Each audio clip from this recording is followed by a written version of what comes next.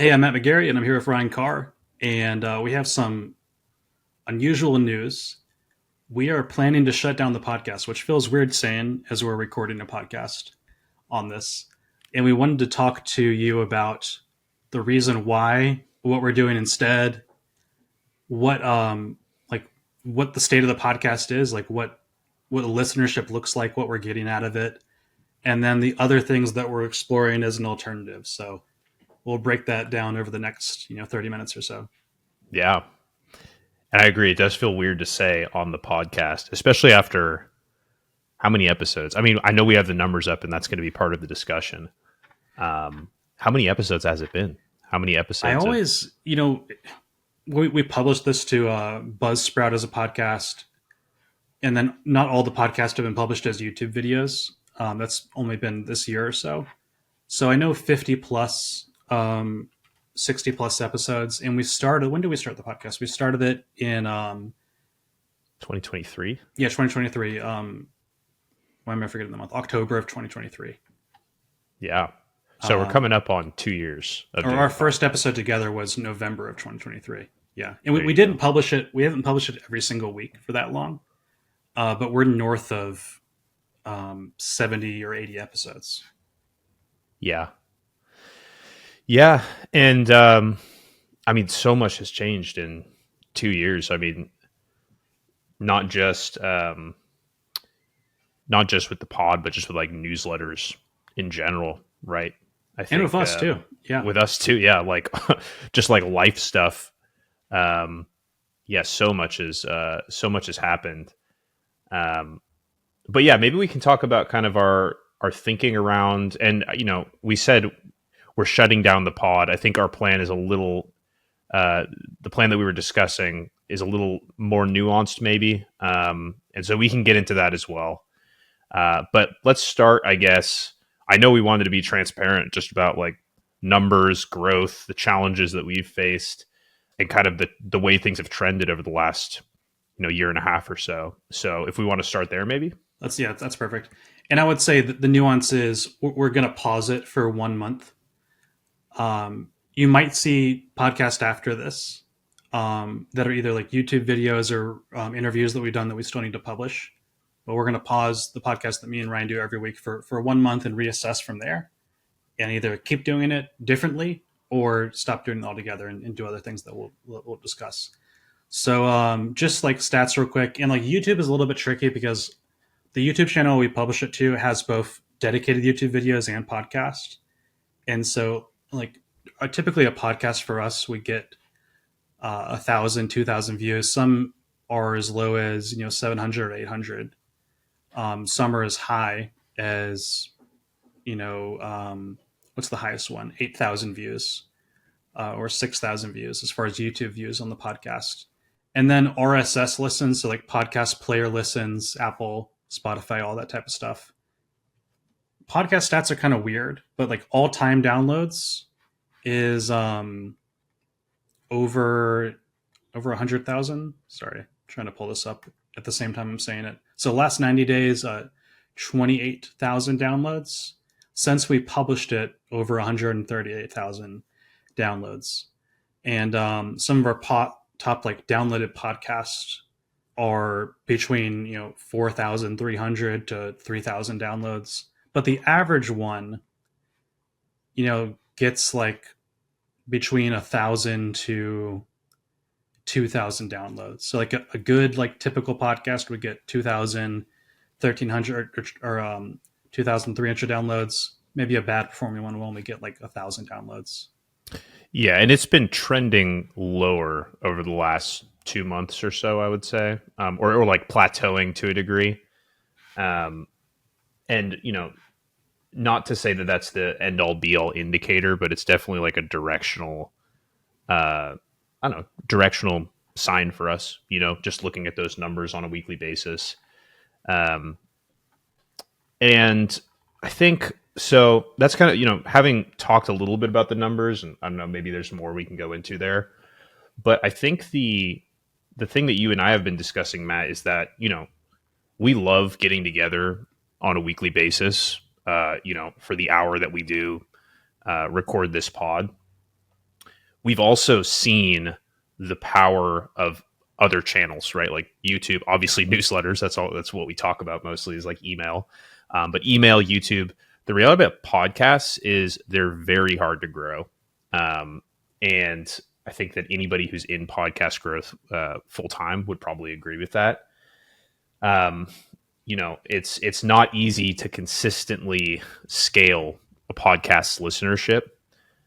We've been trying the YouTube stuff for a while, but I think what we've seen on YouTube as well is that just like scripted YouTube content does better as well, right? Like scripted, focused, tactical YouTube content reaches more people.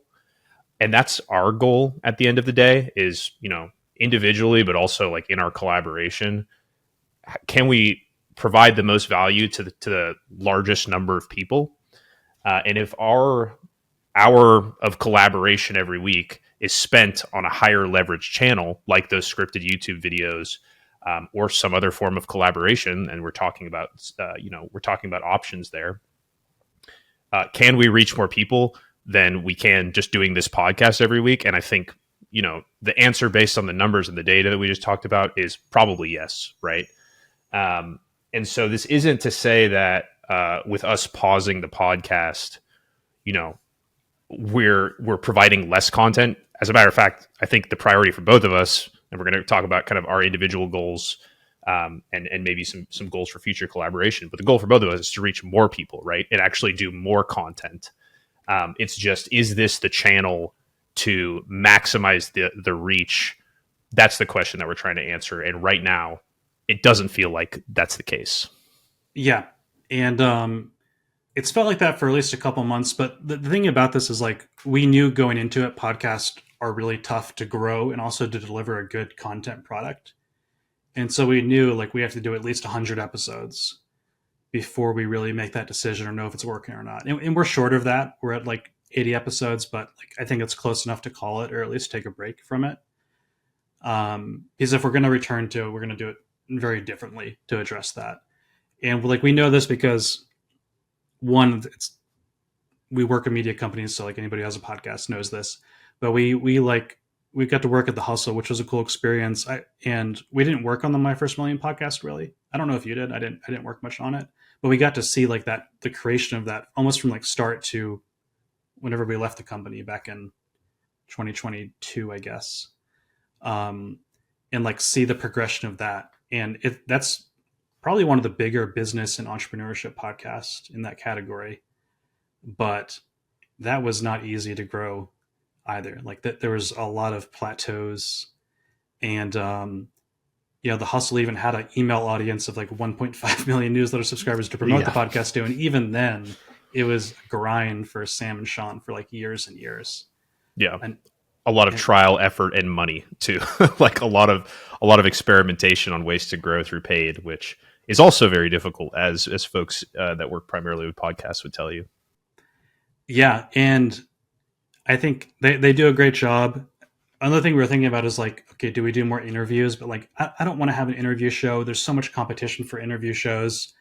It's hard to make it successful if you're not doing it in person, because there's so many just amazing in-person interview shows that have like crazy production, great host, great guest. If you have a remote one, it has to be really, really good. And then also, I love all the guests we've talked to, but sometimes it's like a guest doesn't have a good microphone or like a good video setup. And so you only have so much control over that.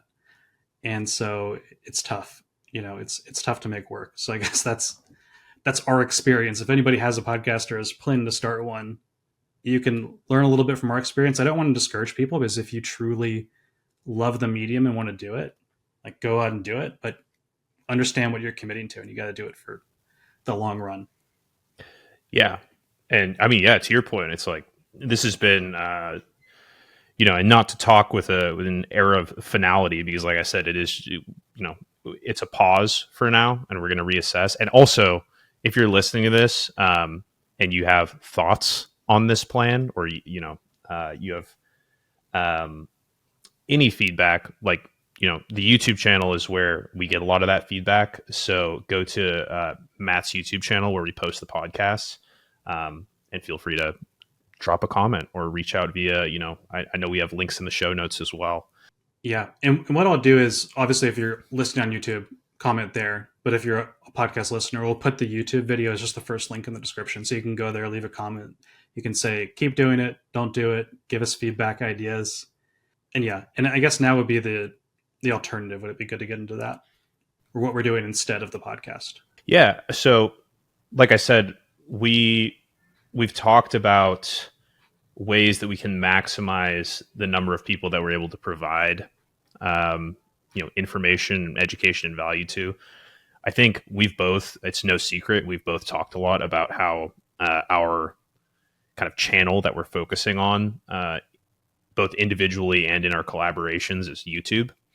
I think the real opportunity for us in providing value to folks in like a really nicely packaged free format is in those kind of scripted YouTube videos. And you can listen to those too. So if you're an audio only person that enjoys listening to the podcast, to the extent that we can, we'll try to optimize that for just audio as well. But I think that the feedback that we've seen on those videos has been really positive. The reach is greatly increased over this format, and yeah, I mean, outside of content, I mean, from an actual just like medium tactical standpoint, I think that's kind of the reasoning and the direction.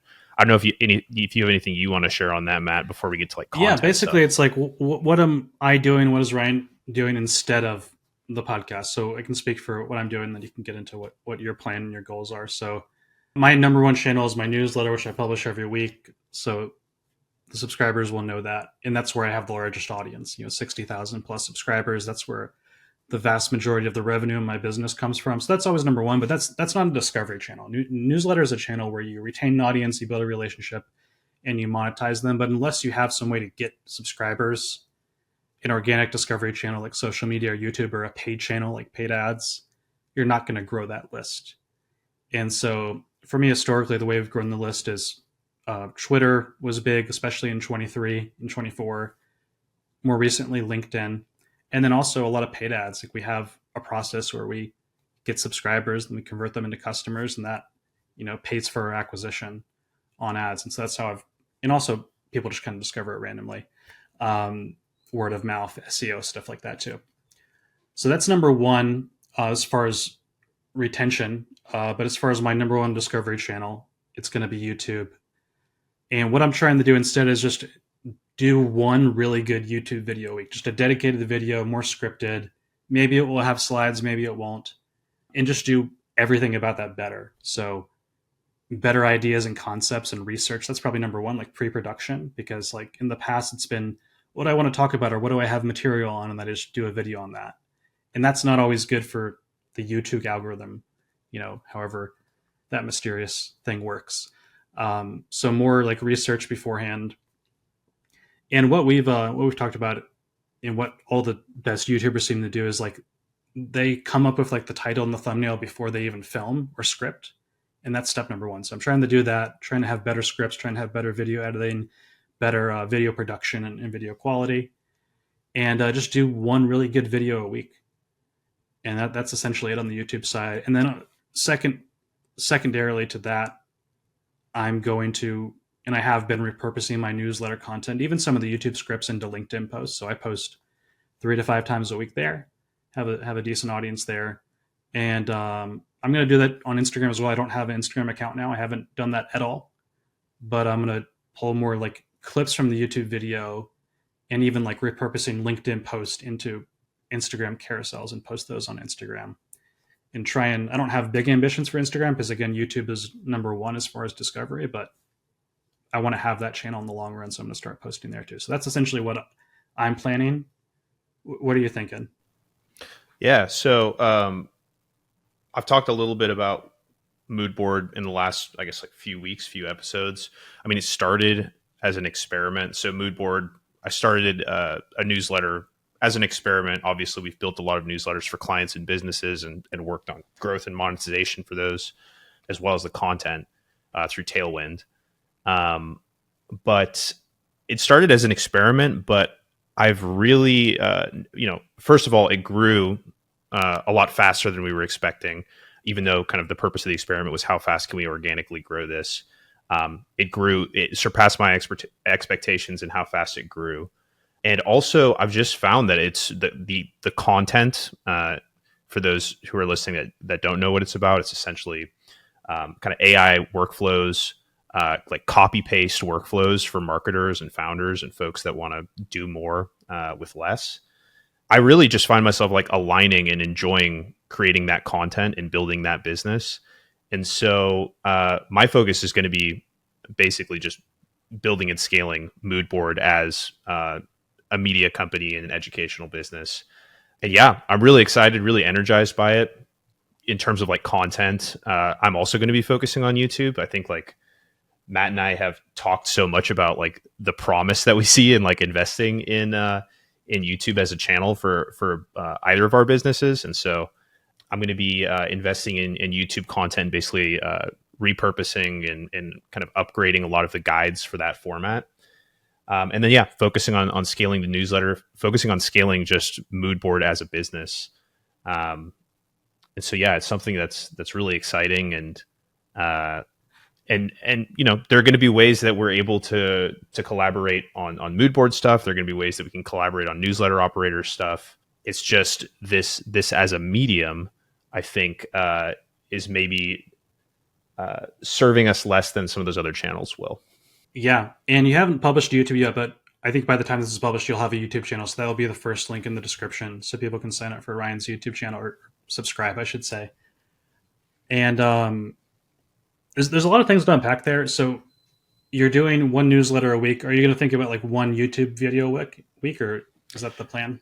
Yeah, that's the plan. I think just starting there, because as we both know, it's like very easy to overcommit and then end up doing not a lot. So I think for me, same deal, just like one YouTube video a week, continuing to just do the one free guide a week. And yeah, we're going to start providing and offering a lot of other educational resources for folks that just want to learn how to use those AI tools and workflows efficiently. And so, yeah, very excited about that, and more to come.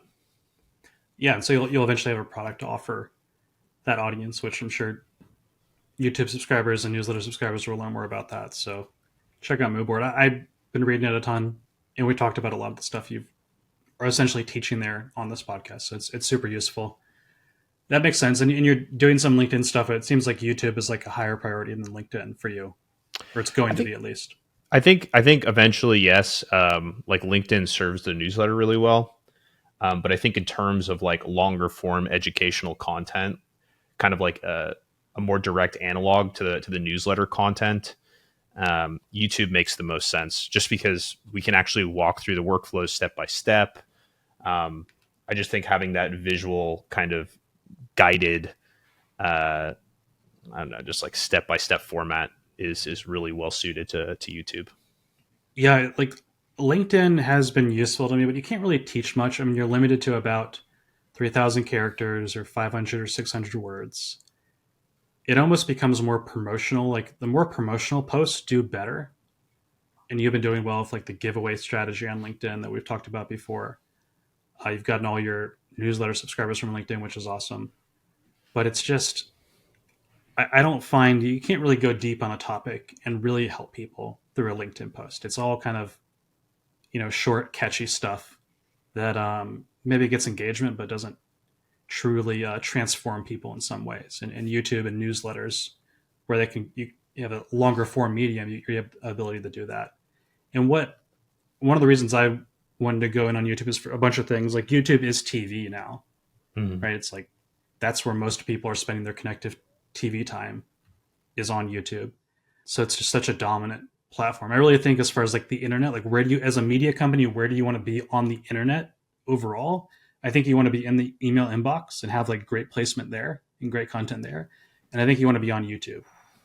None of the other channels seem that interesting. Like social media is just so full of crap, and the algorithms are constantly shifting. YouTube has an algorithm too, but it's a lot more consistent versus Twitter, for example, that's so sporadic and confusing. And then your content just lasts longer.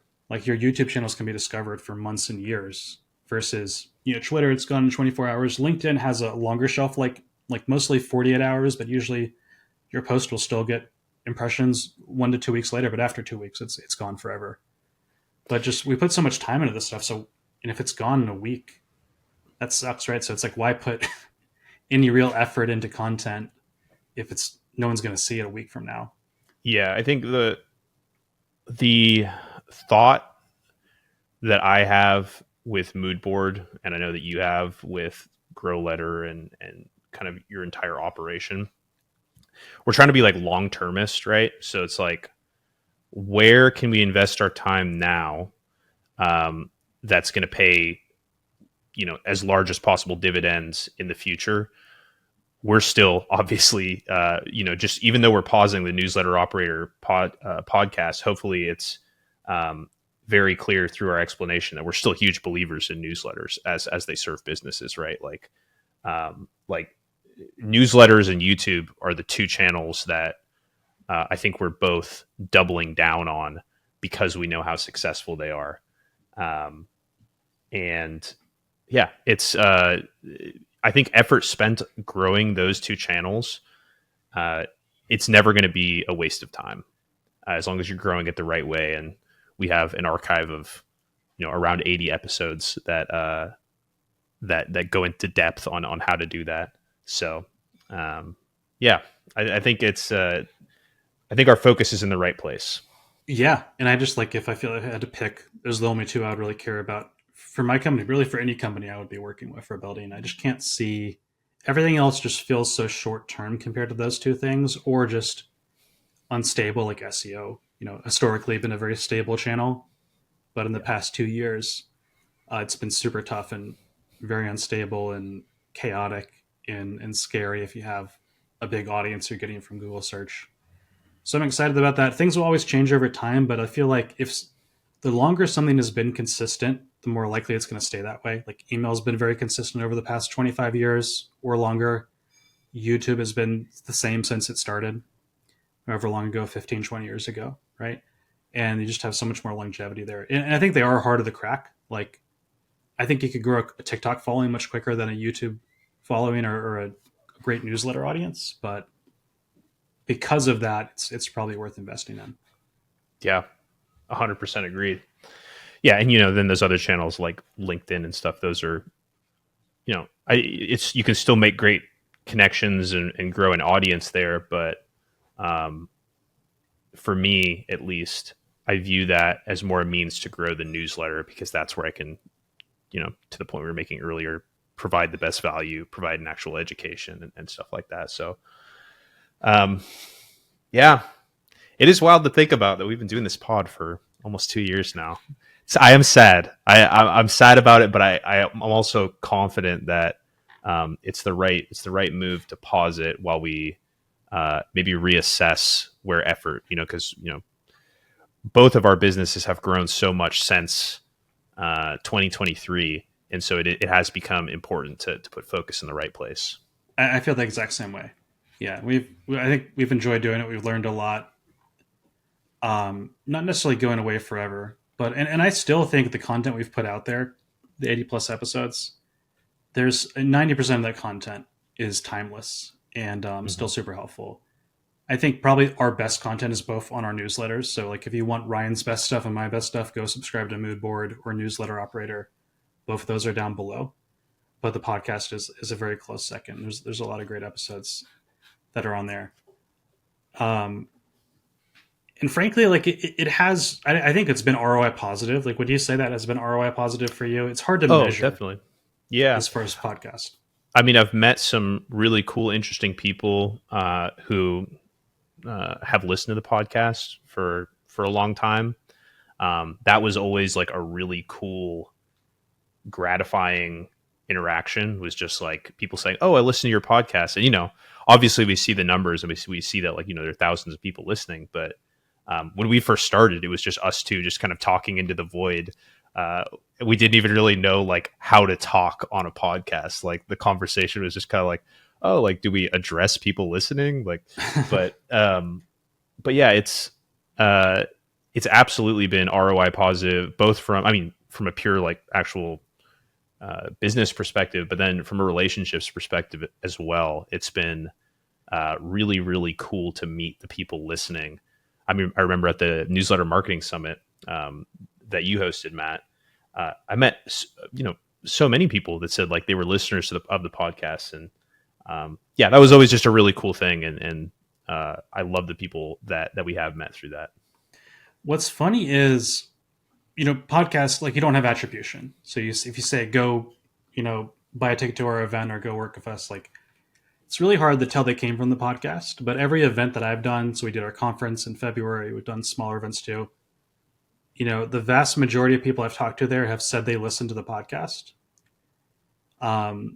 which is probably one of the reasons why I don't want to shut it down, is I think like our most, engaged people in our community listen to the podcast, and they go to our events, they work with us, they buy our services, stuff like that. So I don't want that to go away. However, I do think dedicated YouTube videos can serve that same purpose. Mm-hmm. And we may do some podcast style stuff in the future. I don't know. It's still TBD, right? But that is like a recurring thing I've heard. And, having 1,000 podcast downloads or 1,000 people view a podcast on YouTube doesn't sound like a lot. But if you're selling, high ticket services or like any product above $1,000, like that can drive meaningful revenue. And I think a lot of people don't realize that. Like I would rather have a YouTube video that gets 1,000 views versus a LinkedIn post that gets 10,000 or 20,000 views. Like I'm going to get a more positive business impact from that YouTube video or those smaller amount of podcast listens. It's just a very different experience versus just scrolling past a LinkedIn post counts as an impression, right? And so I think it's for people. I think most people get that, but if you don't, that's really important to understand the difference between the two. Yeah.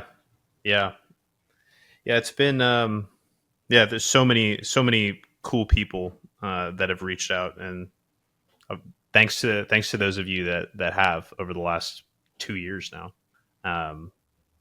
It's been really fun. Yeah, and like, well, go ahead. Yeah, I was gonna say, and also, again, this is a pause, so let us know feedback and stuff like that, and also, like, as we mentioned a little bit earlier, like I think our plan, Matt, is for us to continue collaborating on content on a regular basis and putting that out into the world, maybe just through a different medium. So yeah, and I think that's more collaborative YouTube videos that are set around certain topics or things that we're going to teach. So, I go on Ryan's channel and kind of teach something where I imagine, I guess, like, it'd be kind of podcast style, but like maybe I'm doing like 80% of the presenting, and then Ryan comes on my YouTube channel, kind of podcast style, but does, 80% of the presenting or the talking on the topic. And then I ask some questions potentially. I feel like Greg Eisenberg does a decent job with this, or I haven't watched all of his content, but like he has a podcast, but he has guests on and they just like show him stuff and he just kind of reacts to it. And so doing some stuff like that could potentially be cool. Yeah. And I think the feedback is like, just what, if you want something, post a YouTube comment, whether it's like, do this video, talk about this topic, do this style, do something similar to this YouTube channel or podcast, or just like stop doing the podcast or keep doing the podcast. That feedback is welcome too. Because we're still trying to figure out video and audio content. It's still, we're 2 years in, but I think it's maybe about a year into YouTube or 8 months into YouTube, but that's still very early. Like these things take 2-3 years to get to a point where you're consistently growing the audience and building a real business around it. Like it does not happen overnight. Yeah. It took us 6 months to figure out that our laptop mics sounded like shit. So thank you for those of us that stuck with us through the dark ages. And that feedback was helpful because we didn't quite understand audio. And then we got feedback that's like, your audio sucks, you need to fix it. And then we fixed it and then it got better. So yeah, exactly. I remember, there was somebody who commented on, I think it was like a Twitter post or something where we posted the podcast, and it was like, I listened to every episode, but please, for the love of God, get mics. And honestly, I still got to get a better, like, I have a mic I need to set up. I have better video stuff I need to set up. And so it's still a work in progress. Yeah, I got to I got to upgrade my camera for all this. Actually, I just got a camera for the YouTube stuff. Gonna get it all set up, but yeah. Cool. Well, any other stuff we should cover? Any goals that you or I have? Any shifts in like the stuff we're talking about or the philosophy that we have on business or content? No, I mean, I would say so. I mean, we've been doing this since 2023. When we first started, there was obviously a huge boom around newsletters, and folks building newsletter businesses. I think a lot has changed about the space and how people think about newsletters, how people monetize newsletters. Um, I know a lot has changed about my own philosophy on like a newsletter business. I think that a newsletter should serve. I don't. I don't even know if this is going to sound obvious just based off of all the conversations we've had around it, but a newsletter is just like part of your marketing funnel. I think that that's the way that I've come to really understand and value it. It's part of it's a way to just like build an owned audience, uh, communicate with them without any sort of algorithm getting in the way. Who knows how long that'll last though, really, with all of the AI inbox summaries and stuff like that. We'll see.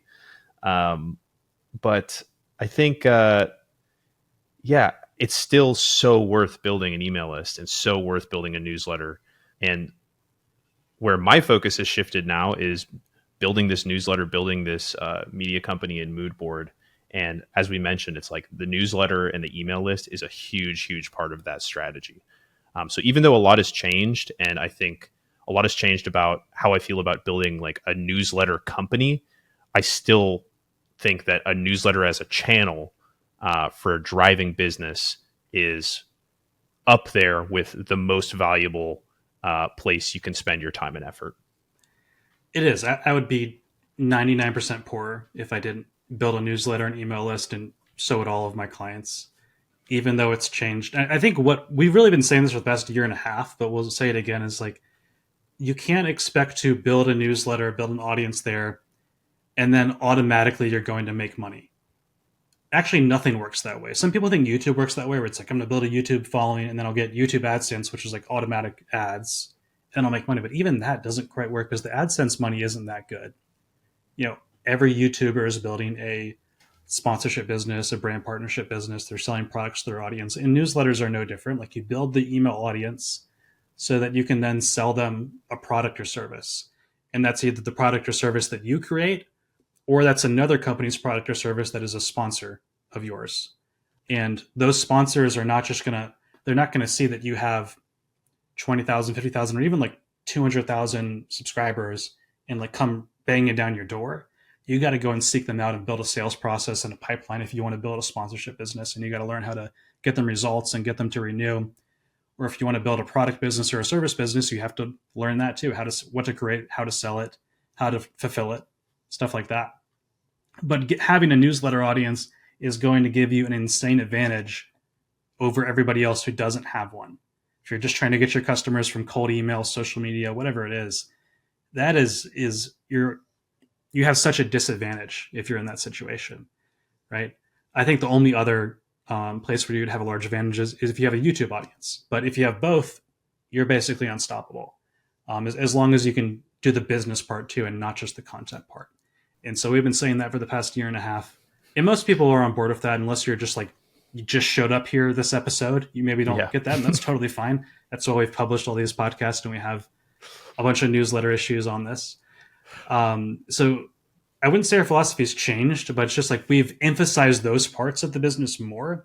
And so our conversations have been less and less about newsletters and more about building a media business and just building a business in general. And yeah, I think that's basically what we've done. Well said. I hope this is no one's first episode. That would be sad, but it's going to be some. It's going to go to YouTube and we'll have a great clickbaity title. And that's okay because you get to see what the ins and outs are of building an actual podcast looks like. And if you should go down that route. And the answer is start a newsletter first, start a YouTube channel first, and then you can dabble in a podcast later. I think we'll answer that for a lot of people. And then, funny enough, we talked to a guest about this, but like he was like talking to Sam Pars, the founder of The Hustle, and the My First Million podcast. So huge podcast about, hey, Sam, I want to start a podcast about this topic, which is his topic was like angel investing, VC and stuff. And Sam was like, don't start a podcast, start a newsletter. And that is our advice to you as well. Start a newsletter and then have some type of discovery platform like YouTube to grow that newsletter, and you're going to be in a way better position. I would agree. Based on everything we've learned, all the experiments we've run. Yeah. And no matter what the channel is, you got to just keep going. Like a lot of people I talk to are like, newsletters are so hard and they're like two issues deep. Like, get to 50 plus issues, then we can talk about it. It doesn't, like, every channel is hard. You just got to keep going because it starts to snowball in the long term, and it gets a lot easier as you grow. Any final things we should cover? No. With this being the first or the last episode before the pause, I would say find us on, leave whatever feedback you want on the YouTube channels, any feedback that you think we should hear, and then find us and interact with us on the channels that we mentioned, which should all be linked down in the show notes. Yeah, comment below. Ryan's YouTube channel is the first link below, so subscribe to that. I'm trying to get the 10,000 subscribers on YouTube. Let's get Ryan there faster. So everybody go subscribe to Ryan. I'm going to go use the comment to get strategy on LinkedIn again for this. You could get there faster. I mean, but no, like you could, if these first, handful of videos go well, you can get there pretty quick. So we'll see. And maybe by the time this is published, Ryan will have YouTube videos up, and maybe they're big, maybe they're not, but he's gonna be big over time. And hopefully, I'll throw down the gauntlet. I'll throw down the gauntlet and say there will be a YouTube video up by the time this launches. So check out that first YouTube video, whatever it is, in the show notes. All right, and we got to say thank you for listening. Yes, it's been awesome, and it's not the end. It's just the beginning of a new journey. That's incredibly cheesy to say, but I do appreciate everybody listening. This has been fun, and we'll keep doing it in some way. We're not going away. We're just changing things up a little bit. Yeah, sincerely, thank you so much. Thank you to everybody that's reached out with feedback over the last year and a half, and thank you to the listeners for sure.